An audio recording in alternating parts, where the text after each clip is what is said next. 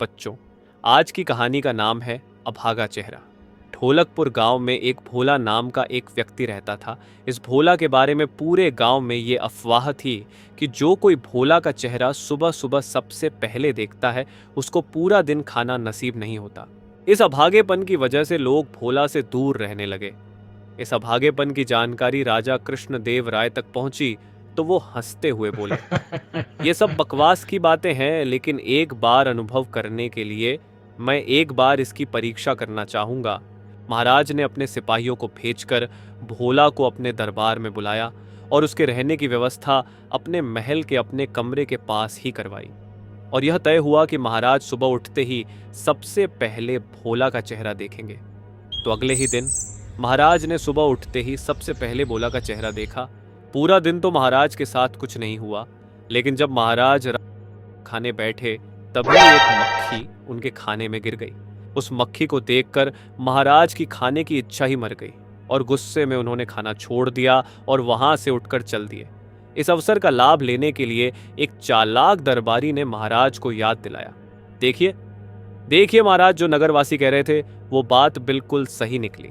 आपको आज का खाना ना मिलने का कारण वो भोला है जिसका चेहरा आपने सुबह सबसे पहले देखा। खाने में मक्खी गिरने के कारण महाराज बहुत चिद्दे हो गए थे और इसी अवस्था में उन्होंने भोला को बहुत ही बड़ी सजा देने की घोषणा की। जैसे ही भोला को सजा के बारे में पता चला, वो तुरंत ही तेनालीराम के पास पहुंचा और पूरी बात तेनालीराम को बता दी। तेनालीराम ने भोला के कान में कुछ बात कही और फिर बोला, महाराज किसी को भी सजा देने से पहले उसकी अंतिम इच्छा जरूर पूछते हैं। जब महाराज के सामने तुम्हारी पेशी होगी और जब महाराज तुम्हें बोलने का अवसर दे, तब जो बात मैंने तुम्हारे कानों में कही वही बात वैसी ही महाराज को बोल देना।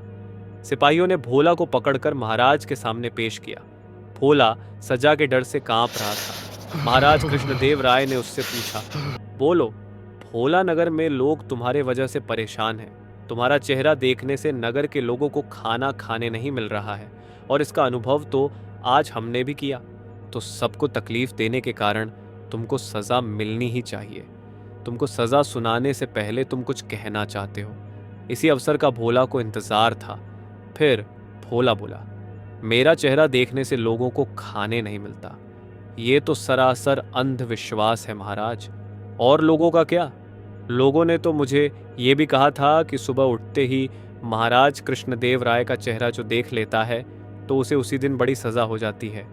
तो सोचने की बात यह है महाराज कि जैसे मेरा चेहरा देखने के बाद लोगों को खाने नहीं मिलता, वैसे ही आपका चेहरा देखने से मुझे जो सजा मिल रही है, ये बात भी तो सच निकली ना महाराज।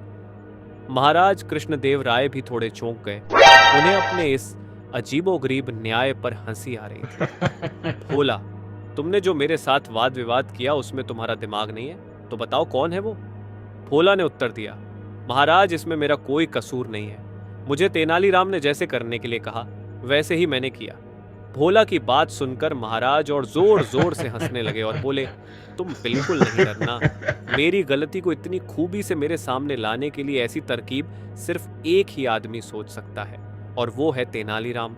मैं तो तुम्हें सजा दूंगा ही नहीं, पर मैं तुम्हें एक बात की और अनुमति देता हूं कि अगर कोई भी नागरिक तुम्हें कुछ कहकर तकलीफ देगा तो तुम उसकी शिकायत लेकर मेरे पास आ जाओ। अंधविश्वास फैलाने के जुर्म में मैं उसको सजा दूंगा। इस घटना के बाद किसी ने भी भोला को कुछ भी गलत कहना बंद कर दिया। तो इस प्रकार तेनालीराम ने भोला को सजा से बचाया ही नहीं, बल्कि नगर से अंधविश्वास को भी खत्म कर दिया।